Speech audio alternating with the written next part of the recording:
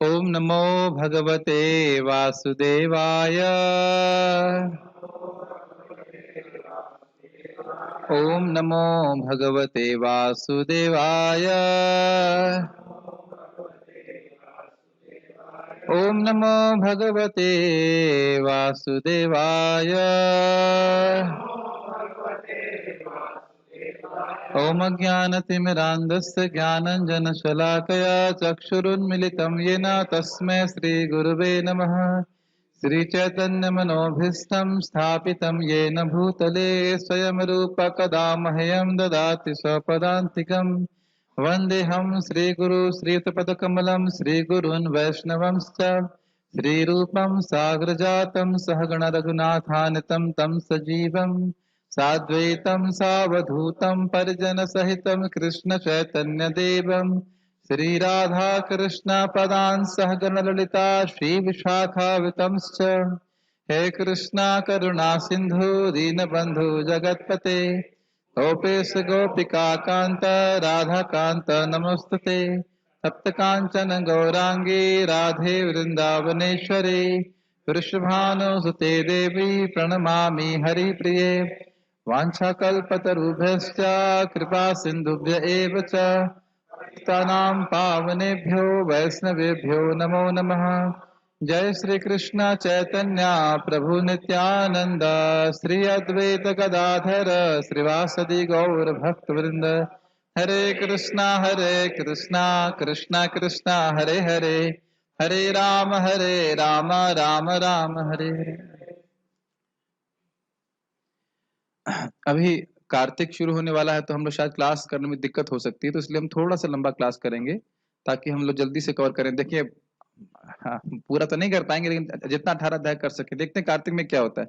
मेरे ख्याल से 7:15 तक हम क्लास करेंगे, दिक्कत तो होगी नहीं इसमें। मेरे ख्याल से मतलब कम ही होगी ना, 9 बजे तक कर तो भी दिक्कत नहीं होती, 7:15 तक तो करेंगे, ठीक है। मतलब आज हम 3 श्लोक करने का प्रयास करेंगे, उसमें भाई गीता के अध्याय का महात्म्य भी है। तो ये तो खाली स्टोरी है, स्टोरी दिख ली होगी आप लोग को फोन में। श्रीमद भगवद गीता के अध्याय 18 की महिमा ये शिव जी पार्वती जी को सुना रहे हैं। पार्वती ने कहा, हे प्रिय पतिदेव, आपने मुझे श्रीमद भगवद गीता के 17वें अध्याय की महिमा बताई है।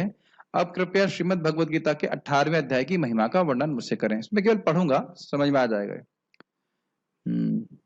भगवान शिव ने कहा, हे हिमालय की पुत्री, कृपया श्रीमद भगवद गीता के 18वें अध्याय की महिमा सुने, जो वेदों से भी श्रेष्ठ है और असीमित आनंद देने वाली है। जब यह व्यक्ति के कान में प्रवेश करती है तो यह सभी भौतिक इच्छाओं को नष्ट कर देती है।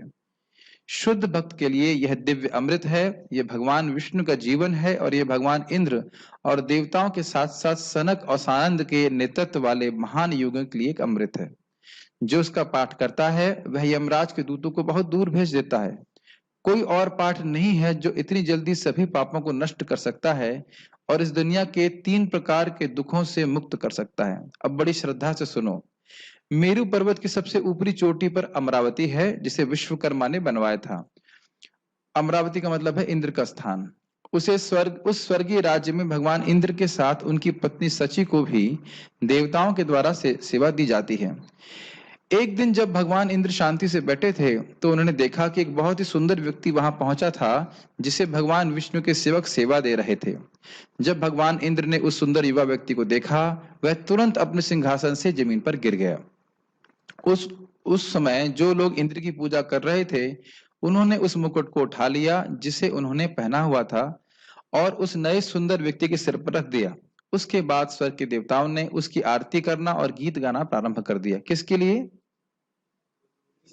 जो नया व्यक्ति आया था। यस, महान ऋषियों ने वहां आकर अपना आशीर्वाद दिया और वैदिक मंत्रों का जाप किया और गंधर्वों और अप्सराओं ने खुशी से नाचना और गाना शुरू कर दिया। इस तरह नए इंद्र, जिन्होंने समान रूप से 100 अश्वमेध यज्ञ नहीं किए थे, उसने स्वर्ग के देवताओं के सेवा स्वीकार करना प्रारंभ कर दिया।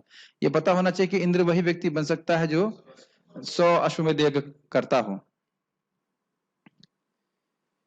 जब पहले इंद्र ने यह देखा, पहले इंद्र का मतलब है जो पहले इंद्र रहे थे, ये देखा तो वह बहुत हैरान हो गए। वह अपने आप में सोचने लगे, इस व्यक्ति ने कभी कुओं का निर्माण नहीं किया है और न ही कुंड खोदे हैं और न ही दूसरों के कल्याण के लिए पेड़ लगाए हैं, और जब सूखा पड़ा तो उन्होंने दान में अनाज नहीं दिया, उन्होंने कभी भी पवित्र स्थानों पर कोई अग्नि यज्ञ या महान दान नहीं किया, तो उसने मेरा स्थान कैसे प्राप्त कर लिया?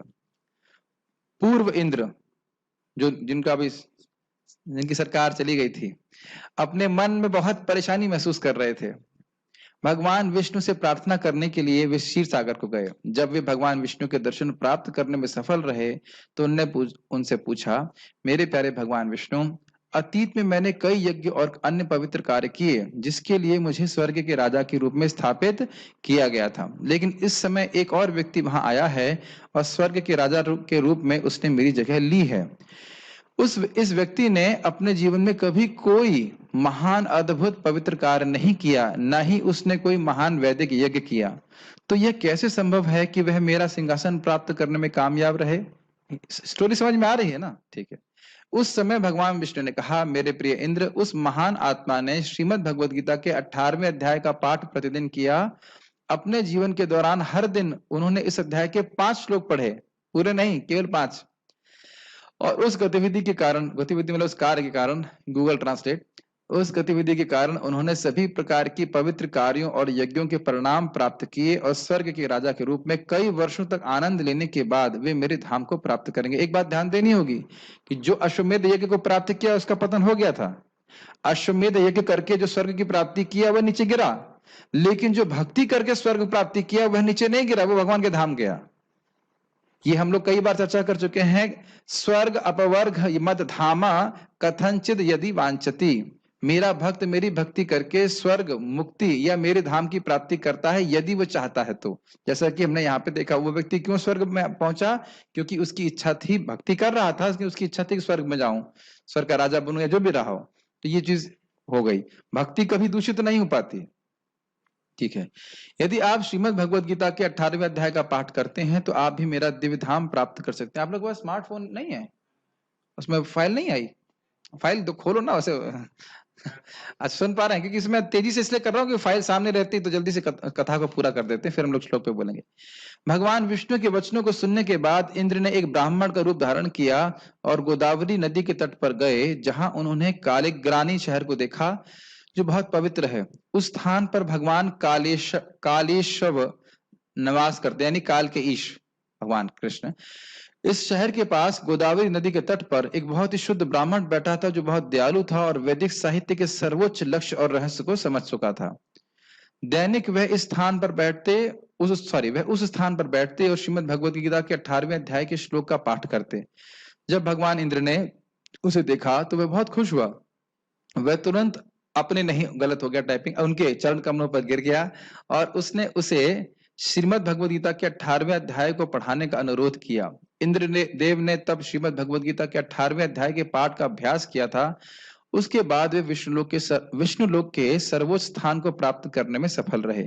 जब उन्होंने उस स्थान को प्राप्त किया तो उन्होंने अनुभव किया कि राजा इंद्र के रूप में उन्हें जो आनंद मिला था वह वैकुंठ के आनंद के सामने कुछ भी नहीं है। मेरे प्रिय पार्वती, इस कारण से महान ऋषिगण विशेष रूप से श्रीमद् भगवद गीता के इस 18वें अध्याय का पाठ करते हैं और ऐसा करने से भगवान विष्णु के चरण कमल की प्राप्ति करते हैं। जो कोई भी इस गीता महात्म्य को सुनता है या उसका अध्ययन करता है, वह बहुत जल्दी अपने सभी एकत्रित पापों को नष्ट कर देता है। और वह व्यक्ति जो इस प्रवचन को बड़े विश्वास के साथ स्मरण करता है, सभी प्रकार की पवित्र गतिविधियों और महान यज्ञों के फलों को प्राप्त करता है और सभी संसारिक भोगों का आनंद लेने के बाद भगवान विष्णु के निवास को प्राप्त करता है। देखिए, ऐसा नहीं कि हम भक्ति कर रहे हैं तो सूखा सूखा चल रहे हैं। आप लोग सुबह प्रसाद पाइएगा तो मालूम चल जाएगा कि सत्य है कि नहीं, है कि नहीं। इस जगत में भी भक्त लोग खूब खुश रहते हैं। क्या है, वेदेषु यज्ञेषु तपस्तु चैव दानेषु यत् पुण्य फलम प्रतिष्ठम अतीयेति तत्सर्वमिदं विदित्वा योगी परम स्थानम उपैति चाद्यम। 8वां अध्याय, आखिरी श्लोक। वेद पढ़ने से, यज्ञ करने से, तपस्या करने से जो कुछ भी लाभ मिलता है, जैसे अब यहाँ पे कहानी में देख रहे हो, वो योगी को अपनी इंद्रियों को भगवान की सेवा में लगाने से अपने आप प्राप्त हो जाता है। तो इस जगत में भी सुखी रहता है भक्त। और योगी परम स्थानम उपैति चाद्यम, उसके बाद वह भगवान के धाम भी जाता है। तो इसे सामान्य भाषा में कहते हैं ना, वो दोनों हाथ घी में और सर कढ़ाई में, हर तरह से लाभ भक्त को होता है। ठीक है, अब हम लोग शुरू करते हैं भगवद गीता का श्लोक।